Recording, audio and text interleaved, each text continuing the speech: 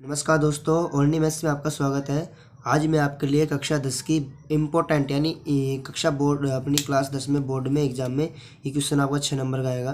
तो आज मैं उसी की तैयारी के लिए आपको ये सवाल दे रहा हूँ कि 4 सेंटीमीटर 5 सेंटीमीटर 4 सेंटीमीटर 5 सेंटीमीटर और 6 सेंटीमीटर भुजाओं वाले एक त्रिभुज की रचना कीजिए और फिर इसके समरूप एक अन्य त्रिभुज की रचना भी कीजिए जिसकी भुजाएं दिए हुए त्रिभुज की संगत भुजाओं की 2/3 गुनी हो। यानी कि आपको एक चित्र तो बनाना ही है, त्रिभुज त्रिभुज और फिर उसके संगत एक और 2/3 गुनी एक और चित्र बनाना है। तो चलो दोस्तों चलते हैं हम और अब आपके लिए चित्र बनाते हैं। हमको इसमें आवश्यकता पड़ेगी, एक प्रकार की जरूरत पड़ेगी, एक पेंसिल की जरूरत पड़ेगी, स्केल की जरूरत पड़ेगी और रबड़ की और शॉर्पनर जो भी है इनकी जरूरत पड़ जाएगी, तो ले लेंगे आवश्यकता अनुसार। लेकिन सबसे पहले हम चित्र बनाएंगे, इसमें आपको चित्र भी लिखना है, रचना भी करनी है। तो दोस्तों सबसे पहले हम इसमें 4 सेंटीमीटर 5 सेंटीमीटर और 6 सेंटीमीटर भुजा दे रखी है। 3 सेंटीमीटर 3 भुजाएं दे रखी है, तो हमको बीच वाली भुजा है 5 सेंटीमीटर, इसको लेना है। तो सबसे पहले हम 5 सेंटीमीटर वाली भुजा को लेंगे दोस्तों। सबसे पहले 5 सेंटीमीटर भुजा लूँगा। तो सबसे पहले मैं 5 सेंटीमीटर की भुजा ले रहा हूँ। तो दोस्तों आपको स्केल में कहाँ से शुरुआत करनी है?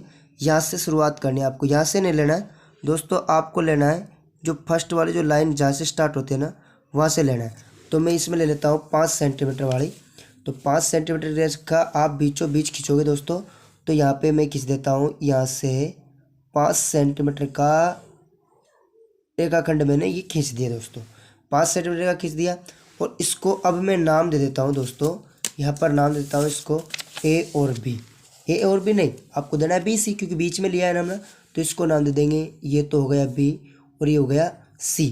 अब आपको इस बी बिंदु से 4 सेंटीमीटर है, तो 4 सेंटीमीटर का इसमें 4 सेंटीमीटर का आप चाप भरोगे और चाप काट दोगे ऊपर। तो ये मैंने ये 4 सेंटीमीटर का चाप भर लिया प्रकार की सहायता से। तो यहाँ पर बी बिंदु पर रखूँगा और ऊपर की ओर चाप काट दूंगा। तो मैंने ये चाप काट दिया, ठीक है दोस्तों। अब फिर से सी से मैं 6 सेंटीमीटर, क्योंकि 6 सेंटीमीटर दे रखा है, तो यहाँ से सी से मैं 6 सेंटीमीटर का चाप फिर स्केल से भरूँगा। स्केल में से मैंने 6 सेंटीमीटर का ये चाप भर लिया और इस सी पे रखकर यहाँ सी पे रखूँगा, सी बिंदु पे रखा और इसके ऊपर काट दिया। तो ये चाप कट गया हमारा और ये प्राप्त हो गया हमको ए बिंदु। अब बीचों बीच जहाँ भी क्रॉस हुआ है, जहाँ भी प्रतिच्छेद किया है, तो आप इसको बी से मिला दीजिए, ये हो जाएगा ए बी हो गया। और सी को मिला दूंगा यहाँ से ही मैं, तो ये हो गया आपका ए और ये सी, यानी कि ए बी सी हमारा एक त्रिभुज बन गया। अब हमारा ए बी सी एक त्रिभुज तो बन गया दोस्तों। अब फिर इसके समरूप एक अन्य त्रिभुज की रचना और करनी है। तो आपको दे रखा है इसमें 2/3 गुनी 2/3 कितना दे रखा है? 2/3। तो सबसे पहले इसमें देखना है आपको बड़ी संख्या कौन सी है। तो बड़ी संख्या दोस्तों इसमें 3 है। तो मैं इस बी से एक न्यून कोण खींच लेता हूँ। अब न्यून कोण किसे कहता है? आपको थोड़ा सा घुमाते हुए इधर की ओर ले लेना है और इसको नाम दे दो एक्स, ठीक है दोस्तों। एक्स नाम दे देंगे इसको अपनी मनमर्जी से। और ये न्यून कोण क्या होता है? 90 डिग्री से कम का कोण होता है उसे न्यून कोण कहते हैं। 90 डिग्री का कोण होता है उसे समकोण कहते हैं, जिसे पूरक कोण भी कहा जाता है। और 90 डिग्री से अधिक का कोण होता है उसे हम अधिक कोण कहते हैं। तो न्यून कोण खींचना है हमको। इस पे बड़ी 3 संख्या है, यानी कि सबसे बड़ी संख्या 3 है, इसके अंदर 3 ज़्यादा है। तो आप इस प्रकार से ज़्यादा नहीं, थोड़ा सा खोल के 3 चाप काट लो। तो वैसे ही आपको 3 चाप काटना है इसमें दोस्तों। मैं 3 चाप काट रहा हूँ इसमें न्यून कोण के ऊपर। तो यहाँ बी पे रखूँगा, एक चाप ये कट गया। फिर जहाँ भी चाप कटा उसके ऊपर वापस रखना है, दोबारा चाप काट देना है। तो ये दोबारा चाप कट गया। फिर इस चाप के ऊपर दोबारा रखो और एक और काट दो, यानी एक चाप तो ये हो गया, दूसरा ये हो गया और तीसरा ये हो गया दोस्तों।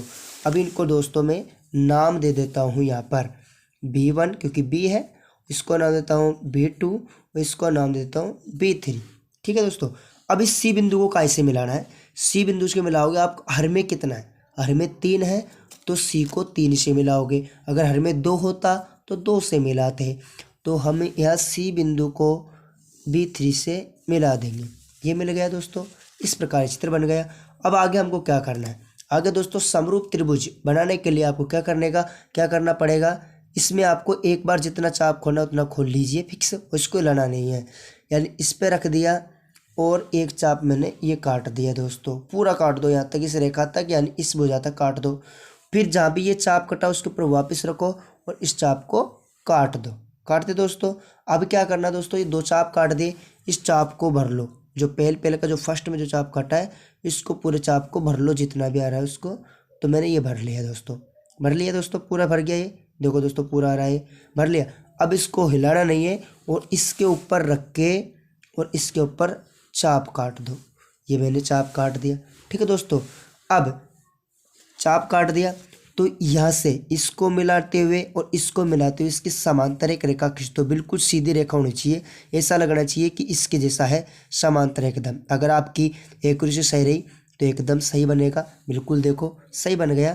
तो ये B2 था, तो ये C है, तो इसको नाम दे देंगे हम C' नाम। अब जैसा इस पे काम किया था वैसा ही इस पे करना है आपको दोस्तों। मैं इस पे करेंगे, ठीक है दोस्तों। अब आपको फिर से जैसे इस पे चाप काटा था ना उतना ही चाप इस C पे रख के और चाप काटना है। तो मैंने ये काट दिया, फिर इस पे रखेंगे और ये काट दिया, ठीक है दोस्तों। अब इसको वापस इस चाप से भर लो, प्रकार में ये चाप भर लो जो पहले हमने जो चाप काटा है ना, पहले जो हमने ये चाप काटा है उसको भर लिया, भर ले दोस्तों। और इसके ऊपर रख के और इसके ऊपर काट दो, कट गया दोस्तों। अब इसके समांतर एक रेखा बना दो, यानी ये भी आना चाहिए और ये भी आना चाहिए दोस्तों, दोनों को लाना है बीच में और एकदम सीधी रेखा खींच दो। ये बिल्कुल सही बन जाएगा। देखो दोस्तों एकदम सही बन गया। अब ये तो C था, ये C' दे दिया, इसको हम A है, इसको नाम दे देंगे A'। क्या नाम दे देंगे दोस्तों, A'। ये हमारा चित्र बन गया एकदम। अब दोस्तों हम औचित्य लिखेंगे। क्या लिखेंगे दोस्तों, औचित्य लिखेंगे। तो औचित्य लिखेंगे दोस्तों, औचित्य होता है क्या, आपका चित्र बना है ये 3 नंबर का बना है, औचित्य आपका 1 नंबर का आता है, इंपॉर्टेंट है। हमको 2/3 यानी ऊपर बड़ा है यानी ऊपर छोटा, 2 छोटा है तो छोटा त्रिभुज लिखना है, नीचे बड़ा है यानी बड़ा त्रिभुज नीचे आएगा, है ना भाई। तो इस तरीके से लिखना है आपको। तो छोटा कौन सा है, A', B और C'। तो यहाँ पर लिख देंगे त्रिभुज A', B और C' बटा बड़ा त्रिभुज कौन सा है, ABC। तो त्रिभुज ABC, ठीक है दोस्तों, ये मैंने लिख दिया। अब भुजा बराबर लिखनी है। तो भुजा देखो इस A' और B के बराबर में है AB। तो यहाँ पर A' B / AB हो गया, बराबर दोस्तों BC' यानी BC' / BC हो गया, बराबर A' और C' बटा हो गया AC। और 2/3 गुनी था तो इसके बराबर में 2/3 गुनी हो गया। ये हो गया इसका औचित्य दोस्तों, ठीक है। औचित्य हो गया हमारा त्रिभुज A', B और C' बटा त्रिभुज ABC बराबर A', B / AB बराबर BC' बटा BC, A', C' बटा AC बराबर 2/3 हो गया दोस्तों। हमारा औचित्य हो गया। अब रचना करनी है, जैसा भी हमने चित्र बनाया है उस प्रकार हमको रचना करनी है। अभी तो आपको पता ही है कि हमने कैसे कैसे चित्र बनाया है, तो वैसे भी रचना करनी है। आपको एग्जाम के अंदर 5-7 लाइनें रचना की लिख के आनी है, जरूरी है। क्योंकि 3 नंबर का चित्र हो गया आपका, 1 नंबर का चित्र हो गया और आपका 2 नंबर की रचना हो गई, तो 2 नंबर लाना है तो रचना भी करनी है, ठीक है दोस्तों। यह आपकी कक्षा 10 में एग्जाम के लिए बेहद इंपॉर्टेंट है। आपका बहुत बहुत धन्यवाद। वीडियो को लाइक कीजिए, सब्सक्राइब कीजिए और आगे शेयर कीजिए और हमारे चैनल पर बने रहिए। धन्यवाद, थैंक यू।